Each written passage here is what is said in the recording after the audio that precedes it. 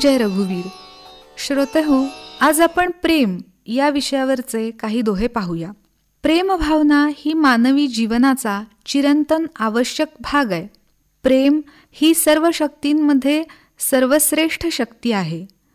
अनेक प्रकारच्या साहित्यातून, अनेक दृष्टिकोनातून प्रेमावर आधारित वर्णनं आढळतात. देवर्षी नारदांच्या नारद भक्तिसूत्रांत भक्तीची व्याख्या देवर्षींनी सा परम प्रेम स्वरूपा अशीच केली आहे.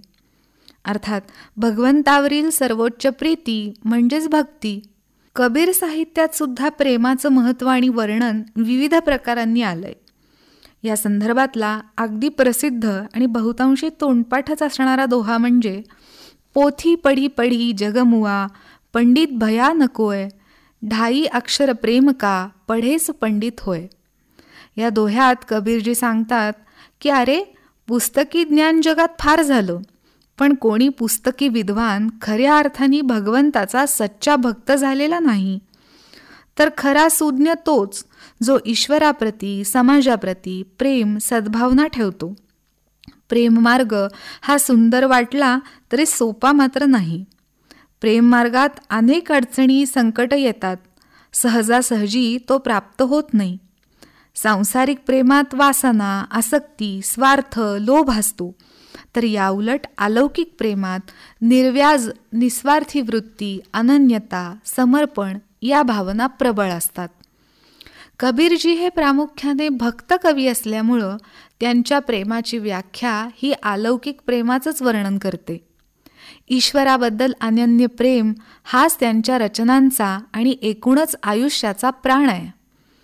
ईश्वराशी कोणत्याही नात्यातून प्रेम केलं तरी जोपर्यंत सर्वस्व अर्पण करण्याची भक्ताची प्रत्यक्ष तयारी होत नाही, तोपर्यंत त्याला भगवंताचं पूर्ण प्रेम प्राप्त होत नाही. नामावतारी गोंदवलेकर महाराज म्हणतात, प्रेमात राम रमतो, प्रेमाला मोल ना जगा माझी.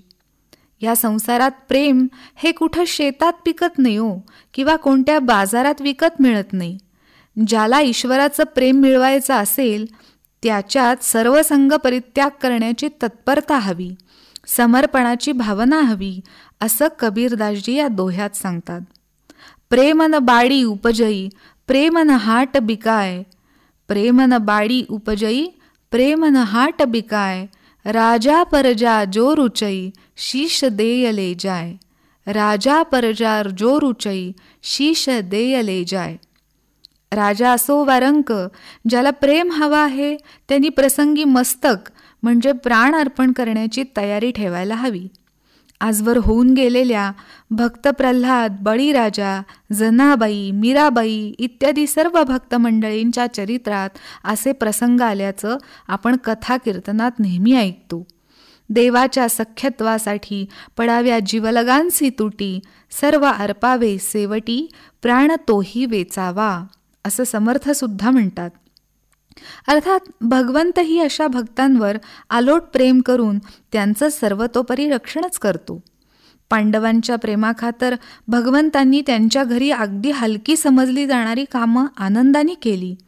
भक्तिपाशी देव घालत असे उडी, धूत असे घोडी अर्जुनाची, असं वर्णन आहे. यापेक्षा अधिक प्रेमाच्या बळाचं महत्त्व काय सांगावं. जानकी जीवन स्मरण. जय जय राम.